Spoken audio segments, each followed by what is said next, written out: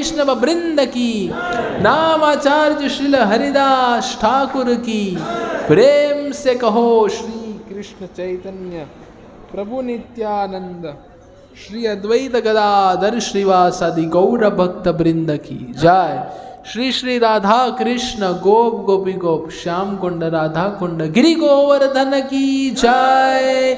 ब्रजभूमि श्री वृंदावन धाम की, नवद्वीप मायापुर धाम की, पुरुषोत्तम क्षेत्र श्री जगन्नाथपुरी धाम की, श्री द्वारिकापुरी धाम की, गंगा माई की, जमुना माई की, भक्ति देवी की, तुलसी देवी की, पवित्र कार्तिक मास की जय। युग धर्म श्री हरिनाम संकीर्तन यज्ञ की जय।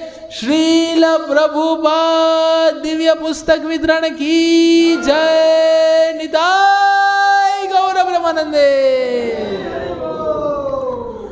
ओम नमो भगवते वासुदेवाय।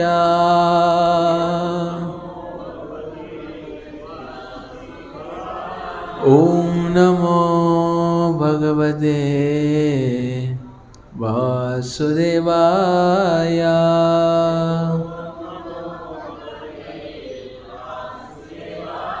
ओम नमो भगवते वासुदेवाय।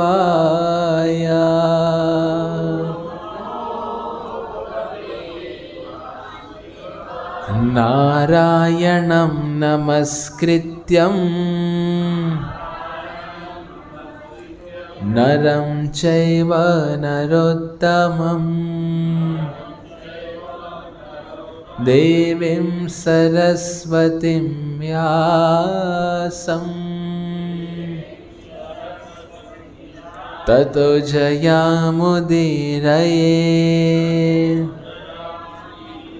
नष्टप्रायेषु अभद्रेषु नित्यं भागवत सेवया भगवत्या उत्तमश्लोके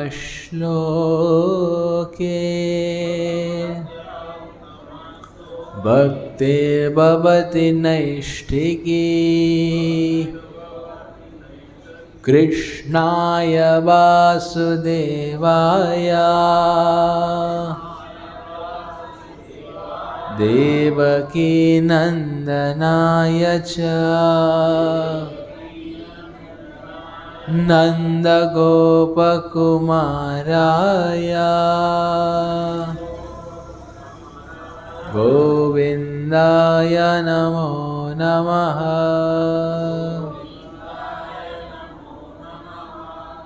नमो पंकजनाभाय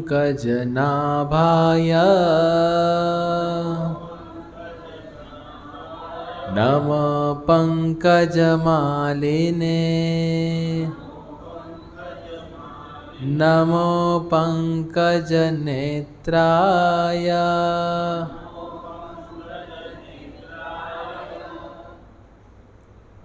ॐ अज्ञानतिमिरन्धस्य ज्ञानाञ्जनशलाकया चक्षुरुन्मीलितं येन तस्मै श्रीगुरवे नमः। श्रीचैतन्यमनोभीष्टं स्थापितं येन भूतले स्वयं रूप कदा मह्यं ददाति स्वपदान्तिकं। वन्देऽहं श्रीगुरौ श्रीयुतपदकमलं श्रीगुरुन् वैष्णवांश्च श्रीरूपं साग्रजातं सहगणा रघुनाथान्वितं त्वं सजीवं साद्वैतं सावधूतं परिजनसहितं कृष्णचैतन्यदेवं श्रीराधाकृष्णपादान् सहगणा ललिता श्रीविशाखान्वितांश्च जय श्री कृष्ण चैतन्य प्रभु नित्यानंद श्री अद्वैत गदाधर श्रीवासदि गौरभक्तवृंद। हरे कृष्ण कृष्ण कृष्ण हरे हरे, हरे राम राम राम हरे हरे, हरे कृष्ण हरे कृष्ण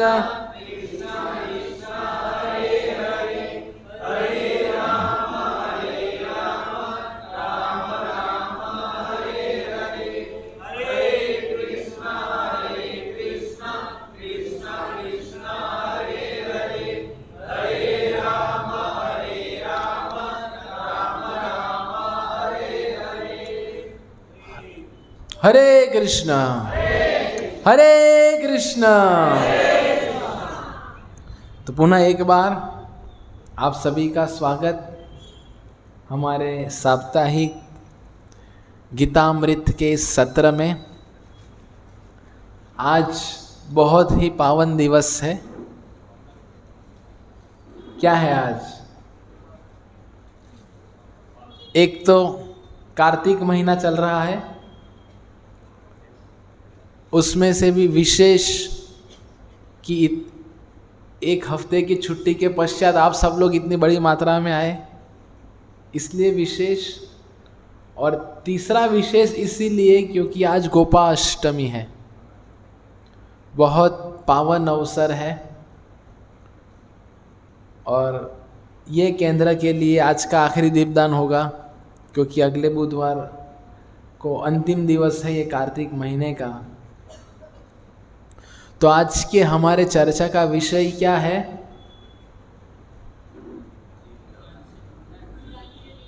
दीपदान से दिलदान।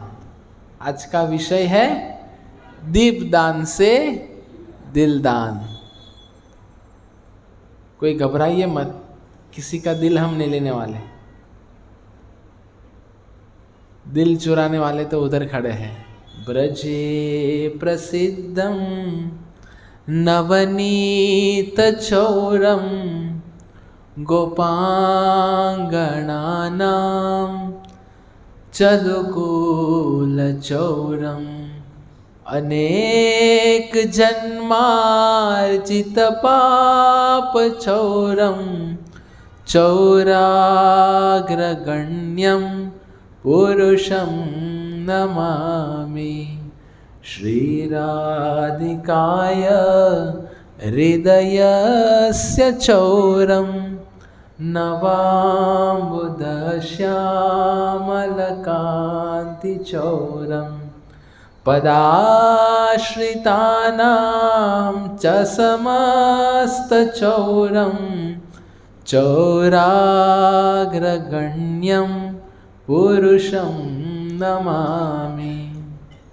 बहुत सुंदर बिल्वा मंगल ठाकुर की ये प्रार्थना है।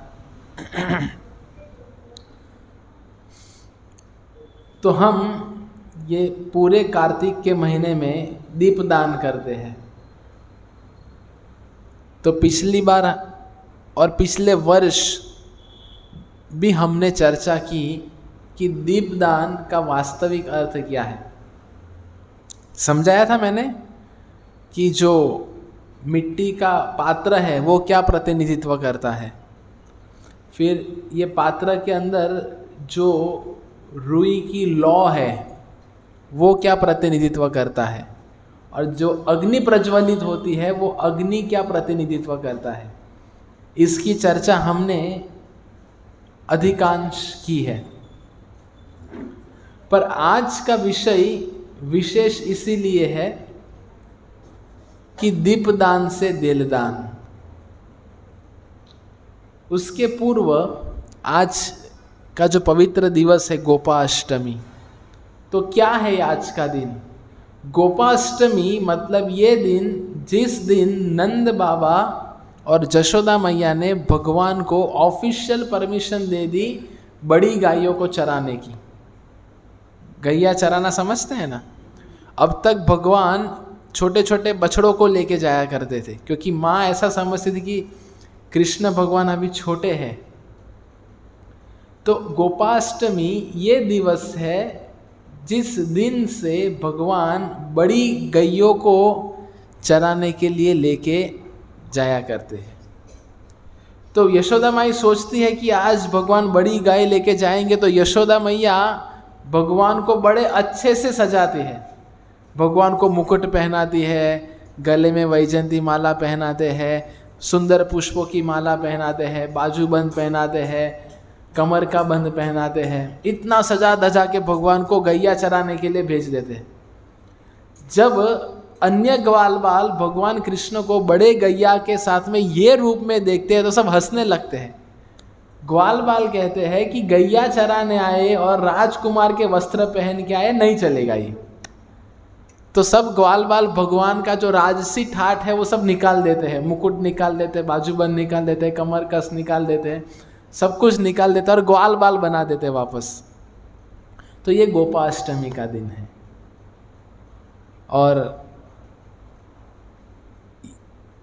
ये दिन में जब अन्य सखिया राधा रानी ये सब देखते हैं भगवान को, तो वो भी एक सुंदर लीला प्रस्तुत करने के लिए वो भी गोप के वस्त्र धारण कर लेते हैं। इसलिए आज कई मंदिरों में राधा रानी, ललिता, विशाखा देवी, इन सखियों को गोप बालक के वस्त्र पहनाए जाते हैं, मुकुट पहनाया जाता है, धोती पहनाई जाती है इत्यादि। ये आज का विशेष दिवस। तो दीपदान से दिलदान कैसे होगा? हम भगवान को कोई भी वस्तु अर्पित करते हैं, तो कौन सी वस्तु हम अर्पित करेंगे भगवान को, बताइए। देव, हाँ वो अर्पित करेंगे, पर वो प्रेम भी कैसा होना चाहिए। मानो हम भगवान को जो भी वस्तु या अर्पित करें, जैसे सब भगवान के लिए इधर फल लेके आते हैं प्रति गुरुवार को, तो आप जब फल लेने जाते हो तो क्या सोच के जाते हो, और फल वालों की दुकान से उनसे क्या मांगनी करते हो, बताइए। क्या बोल के मांगते हो आप फल? बस फल दे दो।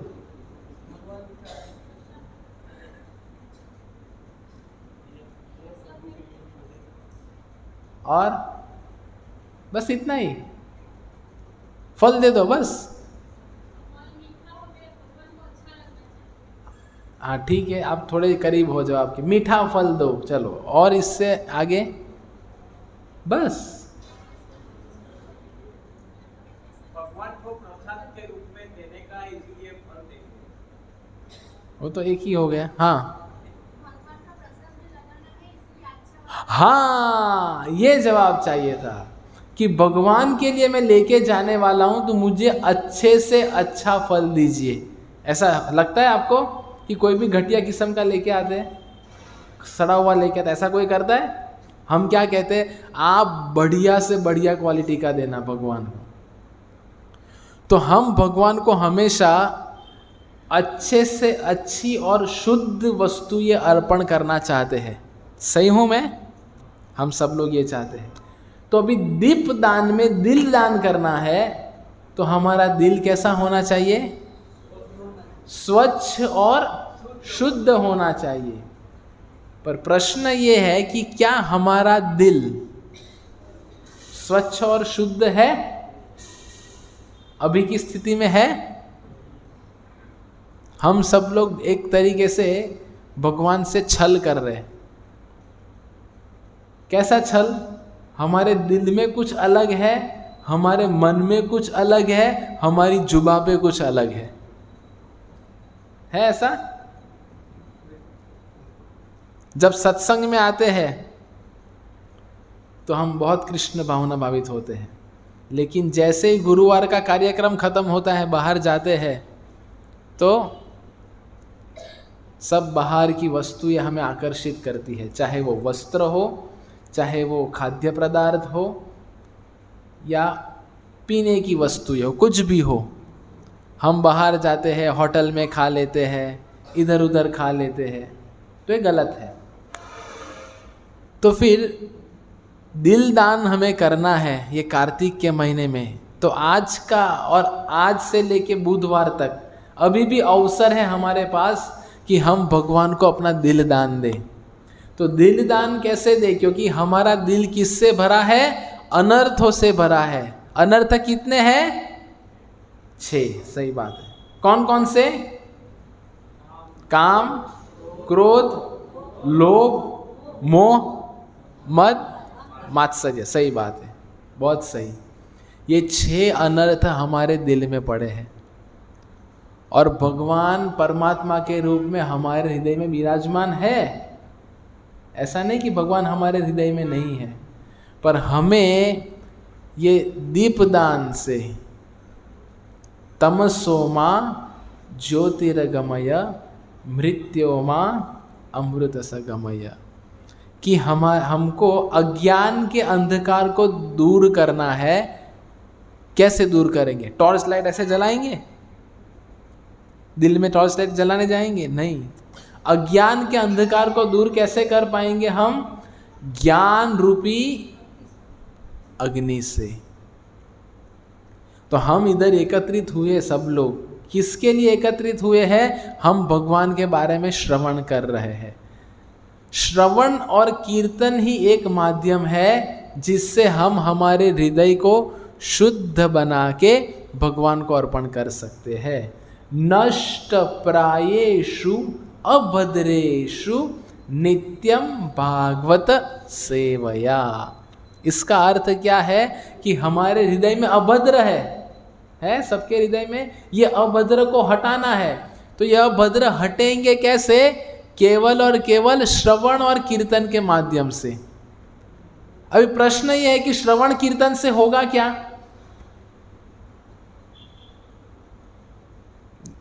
कोई भी चीज हम करते हैं तो हमें पता होना चाहिए ना। जैसे गाड़ी में ईंधन डालेंगे तो गाड़ी चलती है, ये हमें पता है, इसलिए हम ईंधन डालते हैं। तो श्रवण कीर्तन रूपी ईंधन जो हम हमारे कर्ण के द्वारा हृदय में लेके जा रहे हैं, तो हमें पहले पता तो होना चाहिए कि ये श्रवण कीर्तन से क्या होगा, क्या लाभ मिलेगा। हम सब गुजराती हैं, गुजराती लोग हमेशा मुनाफा देखते हैं। क्या होगा बल्लू भाई? आप नानक राम जी? हाँ, शुद्धि होगी, सही बात है। हृदय की शुद्धि होगी श्रवण कीर्तन से। और क्या होगा? श्रवण कीर्तन का फल ये है कि और श्रवण कीर्तन करें। श्रवण कीर्तन का फल क्या है? और श्रवण कीर्तन करें।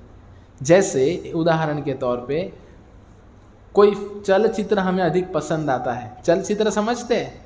Film, movie. तो हमारे बगल वाले देख के आते हैं तो बोलते हैं अरे बहुत झकास, ये एक्टिंग वो एक्टिंग। तो हम इतना सुन के हाँ चलो ठीक है ऐसा नहीं कि घर में दरवाजे बंद कर दिए चले गए। हम कहते और क्या और क्या और क्या। होता है ऐसा? तो जिस व्यक्ति से हमारा प्रेम है, लगाव है, उनके बारे में जब हम श्रवण करते हैं तो श्रवण कीर्तन का फल है कि हम और अधिक श्रवण कीर्तन करें।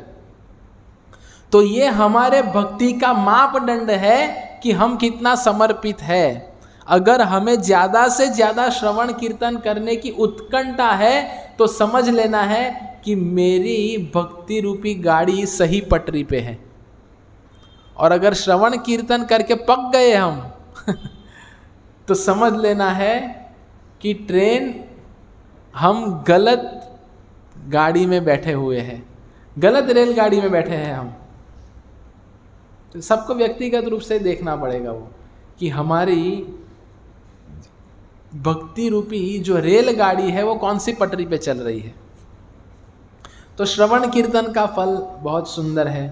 श्रवण कीर्तन स्मरण वंदन पाद सेवन दास्य रे। बहुत सुंदर प्रार्थना में कहते हैं भजहु रे मन श्री नंद नंदन अभय चरणार बिंद रे। दुर्लभ मानव जन्म सत्संगे, तरहु ये भव सिंधु रे। ये भव सिंधु कैसे हम पार करेंगे? श्रवण कीर्तन स्मरण वंदन पाद सेवन दास्य रे। तो श्रवण कीर्तन करना है। और प्रहलाद महाराज क्या कहे? श्रवणम कीर्तनम विष्णु स्मरणम पाद सेवनम अर्चनम वंदनम दास्यम सख्यमात्म निवेदनम। ये नवधा भक्ति के अंग है जिसकी शुरुआत होती है श्रवण से। श्रवण कीर्तन स्मरण वंदन पाद सेवनम अर्चनम वंदनम दास्यम सख्यम आत्मनिवेदनम। तो ये 9 अंग है भक्ति के। तो ये हमें करना पड़ेगा। इसलिए कार्तिक महीना जिसमें हम गंभीर बन सकते हैं और गंभीरता से भक्ति के नियमों का पालन करके हम दीप दान के द्वारा भगवान को हमारा दिल दान कर सकते हैं। और हमें प्रार्थना क्या करनी है भगवान से ये कार्तिक के महीने में कि हे भगवान, मैं बहुत पापी हूँ, मेरी कुछ योग्यता नहीं है, मेरे अंदर बहुत अभद्र है, फिर भी आप कृपा करके मेरी सेवा को स्वीकार कीजिए। ये हमें याचना करनी पड़ेगी, तब जाके भगवान स्वीकार करेंगे। ऐसे ही मार्केट से उठा के लाके दे दिया नहीं, इसमें प्रेम किधर आया? कोई भी वस्तु की शुरुआत कब होती है? उसके बीज बोने से, जो वर्णाश्रम में संभव है। हमने इसकी चर्चा पहले की कि जब हम बीज बोते हैं तो ये सोच के बीज बोना है। अक्सर ज़माने में किसान जो खेतियाँ करते थे कि मैं भगवान के लिए बना रहा हूँ, फिर अनुकूल वातावरण होता है, वर्षाएं होती है, उनसे फसलें बनती है, फिर वो फसल जब भक्त उगाते हैं, भक्त तोड़ते हैं भगवान के लिए, भक्त तुरंत तोड़ी हुई सब्जियां बना के भगवान को भोग लगाते हैं, इनसे भगवान प्रसन्न होते हैं। पर अभी जो शहरी जीवन में हम लोग आधुनिक जीवन में जी रहे, ये संभव नहीं। तो कम से कम जो बाजार से ला रहे उत्कृष्ट गुणवत्ता का लाइए और फिर प्रेम से भगवान को भोग लगाइए। क्योंकि भगवान ने क्या कहा है? पत्रम पुष्पम फलम तोयम यो मे भक्त्या प्रयच्छति तदह भक्ति उपरतम अश्नामि प्रयतात्मना। ये पत्र पुष्प फल जल आप मुझे देंगे ठीक है, पर कैसे? यो में भक्त्या प्रयच्छति, भक्ति भाव से देना है। तो जब भी हम भक्ति भाव से और प्रेम से भगवान को भोग लगाएंगे तो भगवान वो स्वीकार करते हैं। तो हमें ये प्रार्थना करनी पड़ेगी कि अगर दीप दान से दिल दान करना है तो हमारे अंदर अभद्र है, हमारे अंदर अनर्थ है, पर भगवान से प्रार्थना करेंगे कि कृपा करके आप, मेरी स्थिति बहुत खराब है, मैं बहुत खराब स्थिति में हूँ, मैं अयोग्य हूँ, कृपा करके मेरी इन सेवाओं को स्वीकार कीजिए।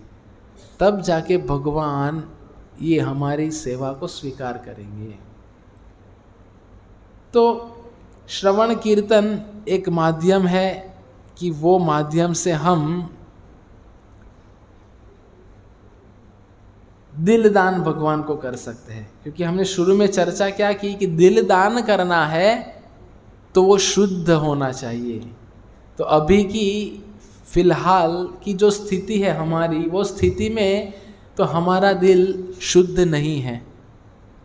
तो हमने जो अभी पूरे प्रवचन में आपको बताया कि ये प्रक्रिया है, ये प्रक्रिया के माध्यम से जब क्रमशः हम लगे रहेंगे तो इसका फल क्या होगा कि हमारा हृदय शुद्ध बनेगा। और जब शुद्ध हृदय से हम भगवान को कुछ वस्तु अर्पित करेंगे तो भगवान इसको स्वीकार करते हैं।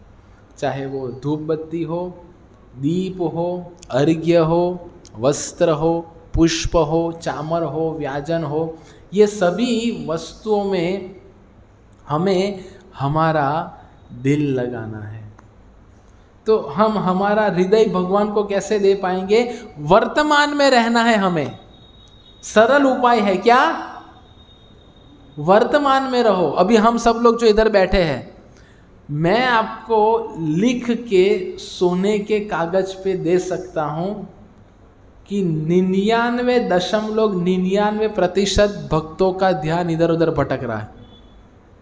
किसी का ध्यान रसोई घर में जा रहा है कि भाई सुगंध खुशबू बहुत आ रही है, समय हो रहा है, आज क्या होगा, बहुत सारे माताएं लगी हुई है, आज बहुत सारा प्रसाद होगा ऐसा लग रहा है। किसी का ध्यान कब मैं जाऊंगा बाहर, किसी का ध्यान घर में होगा, किसी का घर वाली में होगा, किसी का घर वाले में होगा। तो इधर बैठ के वही सब मनन चिंतन चल रहा है। तो हमें प्रयत्न क्या करना है इस कार्तिक के महीने की, हम जो भी सेवाएं करें वर्तमान में रह के करें, वर्तमान में रहो। अभी अधिकांश हमारे जीवन की गाड़ी कैसे होती है? भूतकाल भविष्य। अरे ये हो गया, ये चला गया, वो चला गया, मेरा ये हो गया, मेरा वो हो गया, भूतकाल में। अभी क्या होगा, भविष्य में क्या होगा, 10 साल बाद क्या होगा, 20 साल बाद क्या होगा। अरे भाई भूतकाल भविष्य छोड़ो, वर्तमान में रहो। होता है ऐसा? सब लोगों के साथ होता है। तो वर्तमान में रहेंगे तो हम भगवान को हमारा दिल दान कर पाएंगे। अभी तो क्या है, भक्ति विनोद ठाकुर बहुत सुंदर कहते हैं, विषये जे प्रीति ये में आछाए अमार, से मत प्रीति होकर चरणे तोमार। कि आज हमारी आसक्ति विषय वस्तु के प्रति इतनी गहन है, हे भगवान मेरी विषय वस्तु के प्रति जो आसक्ति है वही आसक्ति आपके चरणों में आ जाए। हमारी आसक्ति है आज विषय वस्तु में।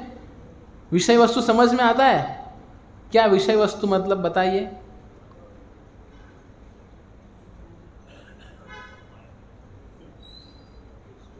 विषय वस्तु मतलब क्या? ये पूछना चाहिए आपको कि प्रभु जी विषय वस्तु मतलब क्या। मैं पूरा रामायण कह दूंगा, फिर बोलेंगे प्रभु जी राम और सीता कौन थे? तो मुझे फिर पाषाणे कोटिबो माथा अनले पशीबो, मेरा सिर फोड़ देना पड़ेगा पत्थर से। विषय वस्तु मतलब इंद्रिय भोग की कामना। पुरुष को स्त्री संग चाहिए, स्त्री को पुरुष का संग चाहिए, इसको विषय वस्तु कहते हैं। फिर अधिक कमाने की लालसा, फिर हमारा लगाव हमारे घर के प्रति, गाड़ी के प्रति होता है ना। मानो हमने नई गाड़ी ली, गाड़ी चला रहे, बहुत ट्रैफिक जैम हो गया है और साइकिल वाला टिंग टिंग साइकिल साइकिल मारी सोनानी साइकिल, वो साइकिल लेके आता है और बहुत ट्रैफिक होता है, जाने की जगह नहीं, हमारी गाड़ी पे खरोच लगा देता है। एक सिर्फ एक लाइन गिरी है गाड़ी पे, पर लगता किधर है? क्योंकि उससे लगाव है। तो ये क्यों बता रहा हूं? जब भगवान को हम हमारा दिल लगाएंगे तब जाके हमें वो महसूस होगा। समझ में आ रहा है ना? अभी गाड़ी तो बेचारी निर्जीव है, उसको तो कुछ फर्क नहीं पड़ रहा है, पर फर्क हमें पड़ रहा है लगा गाड़ी को, फर्क हमें पड़ रहा है। मानो हमारा अकस्मात हो जाता है, अकस्मात में हमें गंभीर ईजा हुई है, गाड़ी इधर चली गई, तो हम हमारा छोड़ के पहले गाड़ी को देखते, भाई गाड़ी बराबर है, गाड़ी किधर है मेरी। होता है ऐसा? ये अवस्था है हमारी, क्योंकि लगाव उतना है ना। वही लगाव भक्ति विनोद ठाकुर कहते हैं, ये जो लगाव है ना, वही लगाव हे भगवान आपके चरणों में आ जाए। विषय छाड़िया कबे शुद्ध हबे मन। इतनी सुंदर प्रार्थना है आचार्यों की। विषय छाड़िया कबे शुद्ध हबे मन। कब मेरा ये मन शुद्ध होगा? अभी तक हमारे मन में सब दूषण भरा पड़ा है, सब गंदगियाँ भरी पड़ी है। तो ये दीपदान से दिलदान कब होगा? जब ये हमारी जो विषय वस्तु के प्रति जो लालसा है, जो हृदय में अभद्र है, जो मन में गंदगियाँ है, ये सब कुछ दूर हो जाएगा केवल और केवल श्रवण कीर्तन के माध्यम से। और श्रवण कीर्तन की फलश्रुति क्या है? श्रवण कीर्तन। अधिक श्रवण करो। जैसे वस्त्र जब गंदे हो जाते हैं तो माताएं उसको अधिक घिसती है, देखा है आपने? बार बार साबुन लगाते हैं, बार बार धोते हैं, बार बार घिसते, तो स्वच्छ हो जाता है। वैसे ही हमारा सबका हृदय मन अभी बहुत मलिन है, तो हमें ये मलिनता को दूर करना है, तो बार बार ये श्रवण कीर्तन रूपी जो ईंधन है वो डालना पड़ेगा, तब जाके वो शुद्ध होगा। हरे कृष्णा कृष्ण कृष्ण हरे हरे, हरे राम राम राम हरे हरे। और ये सब कुछ कब कर पाएंगे? ये सत्संग के पश्चात भी। हम कैसे कृष्ण भावना भावित रह सकते हैं? उसका सरल उपाय है श्रील प्रभुपाद जी के ग्रंथ। ये श्रील प्रभुपाद जी के ग्रंथ हम नित्य रूप से पठन करेंगे और जितने भी प्रवचन हमारे हुए हैं उनको बार बार सुनेंगे, उनसे हमारा शुद्धिकरण होगा। अगर बहुत दुर्भाग्य से मनुष्य जीवन मिलता है, वही ये मनुष्य जीवन में बहुत सौभाग्य से भक्तों का संग मिलता है, और संग मिला है, हरे कृष्ण आंदोलन में आ रहे हैं, और आके भी अगर हम गंभीर नहीं बनेंगे तो हमसे बड़ा मूर्ख और कोई नहीं होगा, क्योंकि हमने जीवन के मूल्यों को समझा ही नहीं है। तो अभी भी समय है, अभी भी मौका है, अभी भी समय गया नहीं है। कार्तिक और भी कुछ चंद दिन बचे हुए हैं, तो गंभीरता से दीपदान कीजिए, और दीपदान के वक्त दिल दान कीजिए। क्या प्रार्थना करते हुए? मैंने बताया कि मेरा हृदय अशुद्ध है, मेरी स्थिति बहुत खराब है, कृपा करके हमारी सेवा को स्वीकार कीजिए। हरे कृष्ण कृष्ण कृष्ण हरे हरे, हरे राम राम राम हरे हरे। पवित्र कार्तिक मास की